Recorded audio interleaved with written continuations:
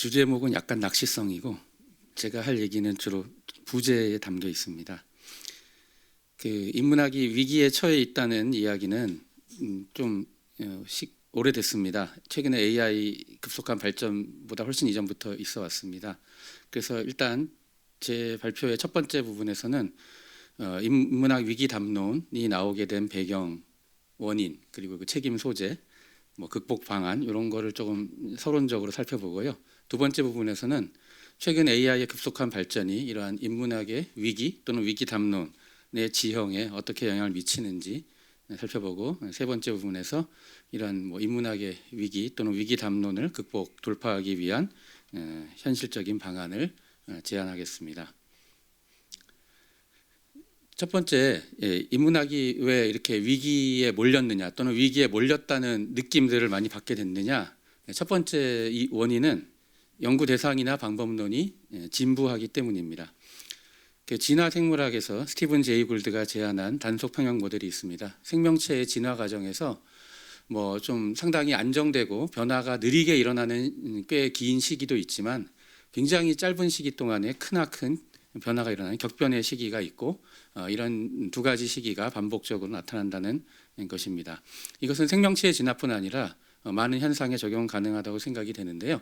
예를 들면 전자 산업, 반도체 산업의 경우에도 처음에 트랜지스터가 개발되고 오늘날의 반도체, 고도로 집적된 반도체로 발전하기까지 기본 원리에 큰 차이는 없이 단지 양적으로 더 좁은 공간 안에 많은 회로를 새겨 넣는 방식으로 발전해 왔습니다만, 이제는 약간 물리적 한계에 가까이 왔다라는 그런 이야기도 있습니다. 따라서 반도체 산업 종사자들은 지금까지 잘 작동해 왔던 기존의 생산 방식을 계속 더 그 방식대로 더 발전시키는 연구도 해야 되지만, 뭔가 근본적으로 새로운 혁신도 모색을 해야 되고, 이 두 가지를 다 해야 되는 부담을 안게 되고, 일본의 사례처럼 이러한 정책 선정에 있어서 조금만 판단을 잘못하고 시기를 놓치면 금방 밀려날 우려도 있습니다.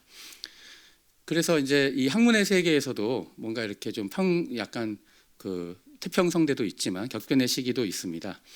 이 19세기 말에서 20세기 초까지 살았던 전우라는 사람은 사실은 퇴계, 율곡, 우암에 못지않은 상당히 성리학에 대단한 학식을 갖춘 학자라고 평가받고 있습니다만, 오늘날 일반인들 중에 퇴계, 율곡, 우암은 기억을 해도 이 전우라는 사람이 누군지 잘 모르는 사람이 많을 겁니다. 왜 그랬느냐? 전우는 이 개화기에 서구 문물이 물밀듯이 들어오고 엄청나게 격변하는 시기에 전통적인 성리학의 문제에만 계속 몰두했습니다. 오늘날 우리 인문학자들 중에 괴테 전문가, 칸트 전문가가 세계적으로 최고의 어떤 연구 수준에 오른다 하더라도 조금 몇십 년 지난 뒤에 보면 전우와 비슷한 그런 신세가 될지도 모릅니다. 근데 물론 우리 인문학이라는 게 그런 시대의 흐름이나 조류에 너무 급속하게 따라가려고만 하고 일희일비하는 것도 문제입니다. 그런 거에 너무 좌우되지 않고 자기 중심을 계속 잡고 안정되게 계속 연구를 하는 것도 필요합니다. 기계학습에서 과적합과 과소적합이 있습니다. 그래서 인문학의 연구 대상이나 방법에는 시대를 초월하는 고정불변의 요소도 있기 때문에 너무 시대의 트렌드에 과적합해서 일희일비하는 것도 문제이고, 그런데 시대의 변화를 따라서 어느 정도는 따라갈 필요도 있는데 너무 과소적합하는 것도 문제인데, 현재 한국의 인문학은 둘 중에 어느 쪽이냐? 과소적합 쪽에 가깝지 않나 생각이 됩니다. 그리고 이게 세상이 지금 얼마나 빨리 변하고 있고 지금이 얼마나 격변의 시기인가를 느끼는 그 감각에도 온도 차이가 있는데요. 비유하자면 경제 위기가 오고 불황이 오고 실업률이 올라가고 하는 상황에서도 자산이 많이 있고 좀 부자들은 그렇게 경제가 위기라고 피부에 닿게 느끼지는 않을 것 같습니다. 근데 하루하루가 생계가 어려운 사람들은 그런 경제 위기가 오면 훨씬 더 피부에 와닿게 느낍니다. 그래서 우리 지금 인문학이 얼마나 지금 크게 급속히 변화해야 될 그런 격변의 시기에 임해 있느냐, 아니면 그거는 호들갑일 뿐이고 과거에 해오던 방식대로 계속 해도 되는 태평성대의 시기이냐, 이런 거에 대해서 느끼는 감각도 이미 안정된 연구 환경을 구축한 전임교원과 지금 막 학문의 초입에 들어선 학문 후속 세대, 대학원생 또는 시간 강사들은 느끼는 온도의 차이가 있을 거고, 그래서 우리 이런 인문학의 정책이나 뭐 이런 거에 더 목소리나 결정권이 있는 전임 교원들이 자기가 느끼는 온도에만 너무 집착하기보다는 더 불안정한 상황에 있는 사람들이 느끼는 불안감이나 이런 거에 대해서 더 우리가 신경을 쓸 필요가 있다고 생각합니다.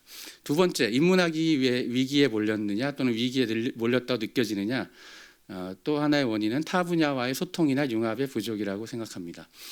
그 필즈상을 수상한 수학자 허준희 선생의 연구에 대해서 그 석사 때 지도 교수였던 김영훈 교수의 평은 뭐냐면, 그 허준희 교수가 이룬 업적이 조합론의 많은 난제들을 해결한 것인데요. 근데 조합론하고 대수기하학이 이런 수학의 하위 분야인데 둘은 서로 연관성이 별로 없어 보이지만 이 둘 사이를 연결을 지어서 대수기하학의 방법론을 동원해서 조합론의 난제를 해결할 수 있다라고 평가를 했습니다. 물론 조합론에서 이 난제들을 해결하려고 달려들던 많은 수학자들이 있었을 것입니다. 그리고 이 허준이 같이 다른 방법론을 가져오는 것만이 유일한 해결책은 아니었을 것이고, 어쩌면 그 사람들이 더 오랫동안 열심히 탐구했으면 해결책을 찾았을지도 모르죠. 근데 이렇게 기존의 어떤 영역의 문제에서 솔루션 스페이스를 열심히 탐색해서 해결책을 찾을 수도 있습니다. 근데 이마저도 요즘에는 최근에 그 솔루션 스페이스가 잘 정의되어 있다면 AI가 굉장히 효율적으로 잘 찾죠. 근데 어쩔 때는 그것보다 타 분야에서 해결책을 가져오는 게 더 빠른 지름길이 될 때도 있고, 허준희 교수가 그런 연구 사례를 보였다고 생각이 됩니다. 이래서 이렇게 우리가 자기 분야에서 어떤 연구 주제를 가지고 있고 그게 해결이 잘 안 될 때는 오히려 타 분야에서 통찰을 얻을 수가 많이 있는데, 지금은 학문 분야 간의 벽이 너무 두텁고 한 사람이 자기 분야뿐 아니라 타 분야까지 잘 아는 것이 너무 어렵기 때문에 이런 식의 허준희 교수 같은 사례가 많이 나오기가 어려운 상황인 것 같습니다. 한 사람이 이런 둘 이상의 분야의 전문성을 갖기 어렵다면 두 분야 전문가가 같이 협력하는 것이 좋을 것입니다. 그런데 이런 여러 분야 학자들이 서로 교류하는 것을 가로막는 큰 장애물이 공고한 학과 체제입니다. 그래서 다른 학과와 소통이나 협력이 너무 없죠. 그 인문학 내부에서 문학, 역사, 철학 사이에는 어느 정도 소통이 있지만 언어학은 좀 그렇지가 않습니다. 그리고 학과 체제를 보완할 수 있는 다른 장치가 연구소인데, 뭐 학과들이 각각 자기 학과의 외연과 별로 다르지 않은 연구소들을 우후죽순처럼 만들어서 난립해 있는 상황도 별로 지금 바람직하지 않은 것 같습니다. 그럼 왜 융합이 필요하냐? 예를 들면 인문학과 사회과학은 방법론상의 차이는 있지만 인간과 사회라는 동일한 연구 대상을 바라보고 있기 때문에 서로 소통을 해서 통찰을 주고받을 소지가 많이 있는데, 어떤 대학은 이 둘이 하나의 단과대학으로 통합되어 있지만 서울대 같은 경우는 단과대학도 분리되어 있어서 소통의 기회가 더 적고요. 또 인류가 직면한 문제들 중 일부는 과학기술에 대한 이해를 필요로 합니다. 기후위기도 그렇고 인공지능도 그렇고. 근데 인문학과 자연과학, 인문학과 공학 사이의 소통도 너무나 부족합니다. 그래서 전체 학문 생태계에서 인문학이 소외되어 있는데 그것과 비슷하게 인문학 내에서 언어학도 소외되어 있습니다. 근데 이것은 언어학자들이 스스로 자초한 면이 많이 있습니다. 언어학에서 수립한 이론과 방법론 안에서 맴도는 그런 연구들을 많이 하고 있기 때문입니다. 그 자체가 나쁜 건 아니지만 너무 지나치면 부작용을 낳을 텐데요. 거기에 대한 극복 방안은 언어학의 이슈, 즉 언어학의 이론 체계 내부에서 발생한 이슈에만 주목하기보다는 언어의 이슈에 주목할 필요가 있습니다. 여기 언어학의 이슈라고 제가 예를 들어놨는데 아마 타 분야 선생님들은 무슨 말인지 전혀 이해가 안 될 겁니다. 그에 비해서 언어의 이슈는 읽어보시면 무슨 말인지 훨씬 그래도 좀 더 이해가 가고 나도 좀 궁금하다라고 느끼시는 분도 있을 겁니다. 그래서 언어학이 자기 이론 체계 내에서 발생한 이슈에만 골몰하기보다는 이런 식으로 좀 더 경험적인 기반에 굳건하게 발을 딛고서 연구를 한다면 타 분야와의 소통도 조금은 더 일어날 수 있을 것입니다. 세 번째 원인은 현실적 효용성의 부족입니다. 인문학이나 자연과학이나 현실적으로 유용한 걸 만드는 게 주 본령은 아니고 뭔가 인문학이나 자연과학이나 인간 또 자연 세계에 대한 본질을 탐구한다는 원래 자기의 임무가 있고 거기에만 몰두하는 것도 나무랄 수는 없습니다. 그렇긴 하지만 자연과학도 현실적으로 유용한 걸 만들려는 그 현실적 유용성을 신경을 쓰다 보니까 자연 세계에 대한 통찰을 얻을 수도 있고, 우리 인문학도 현실적으로 유용한 어떤 일을 하려고 하다 보면 우리 인간과 사회에 대한 통찰을 얻는 데 도움을 받을 수도 있을 것입니다. 그리고 실제로 과학기술이 사회 문제 해결에 실마리가 되는 일이 많이 있는데, 뭐 식량 위기나 뭐 기후 위기나 다 마찬가지 있습니다. 그래서 과학기술이 이 모든 문제를 해결해 줄 거라는 과학기술 만능주의도 문제지만, 과학기술에 대한 폄하나 이해 부족도 문제이고요. 인류가 당면한 많은 문제는 이렇게 인문학, 사회과학, 자연과학, 공학 이런 많은 분야가 서로 협력해서 지혜를 짜내야만 해결책을 거의 겨우겨우 도출해낼까 말까한 그런 복합적인 문제들이 많이 있고, 이런 복합적인 문제들을 접근해서 효율적으로 해결하려면 이런 여러 학문의 협력이 필요합니다. 그래서 첫 번째 부분의 소결은, 우리 인문학은 사회 현실과 밀착해서 자기 혁신해야 되고 인류가 직면한 문제를 해결하는 데 좀 더 신경을 써야 된다. 그리고 사회 변화에 따라 직면하는 문제도 바뀌기 때문에 인문학의 연구 대상도 바뀔 필요가 있다. 그리고 이 문제 자체가 복합적이기 때문에 여러 학문과 협력, 소통해야 한다는 것입니다. AI가 발전함으로써 인문학에 여러 가지 영향이 있는데, 첫째, 학문 후속 세대 양성이 더 어려워지고 있습니다. 인문학 분야에서 대학원에 진학해서 학자의 길을 가려는 사람이 안 그래도 줄어들고 있었는데 최근 AI 때문에 더 줄어들고 있고, 물어보면 생계가 어려울 것 같아서라는 답이 나옵니다. 두 번째는 연구에 있어서의 위기감이 고조됩니다. 인문학은 굉장히 많은 텍스트 데이터를 꼼꼼히 읽고서 그 깊이 독해하는 것이 굉장히 핵심적인 방법론인데, 그런 일들을 AI가 상당히 잘 한다는 것 때문에 우리가 앞으로 인문학자가 AI보다 더 잘할 수 있을지 위기감이 고조되고 있고, 세 번째, 교육에 있어서도 뭔가 고민이 많은데 뚜렷한 해결책을 못 찾고 있습니다. 인문학 교육의 굉장히 중요한 부분은 많이 읽고 또 글 쓰는 것인데, 요즘 젊은 학생들 긴 텍스트 읽는 거 너무 힘들어하고 싫어하고 또 글 쓰는 것도 AI에 많이 의존하고 있어서 이런 인문학을 어떻게 교육할 것인가 하는 교육 방법에 대해서도 너무나 고민이 큽니다.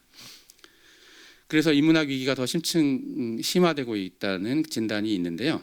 근데 이러한 위기의식은 오히려 인문학의 기존 관습을 과감하게 개혁하려는 동인으로 작동할 수도 있습니다. 가만히 있어도 망할 테니까 좀 더 개혁을 해보고 발버둥을 쳐보자라고 하는 거고, 그래서 인문학자들 자발적으로 또는 외부의 압력에 의해서 뭐 학과 통합도 하고 융합도 시도하고 이런 여러 가지 일들이 많이 일어나고 있습니다만, 그런 시도들은 별로 지금 원활하게 잘 작동하고 있지 않습니다. 그런 걸 가르칠 사람도 부족하고 역량도 부족하고, 이과 쪽 그 교수를 데려다 가르치면 문과 쪽 학생들한테 잘 안 맞고, 그래서 상당히 지금 이런 융합 교육이 많이 실패하고 겉돌고 있습니다. 그럼 어떻게 해야 되느냐? 뭐 인문학, 자연과학 같은 기초 학문을 보호하기 위해서 정부의 지원을 확대해야 된다. 그 말은 맞습니다. 맞는데 그것만 가지고는 안 된다고 생각을 합니다. 그리고 그런 주장은 과거부터 오랫동안 해왔는데 뭐 그렇게까지 실효를 거두지 못했습니다. 과거에 제대로 잘 먹히지 않은 방법을 계속 고수하는 것은 바보라는 유명한 말도 있습니다.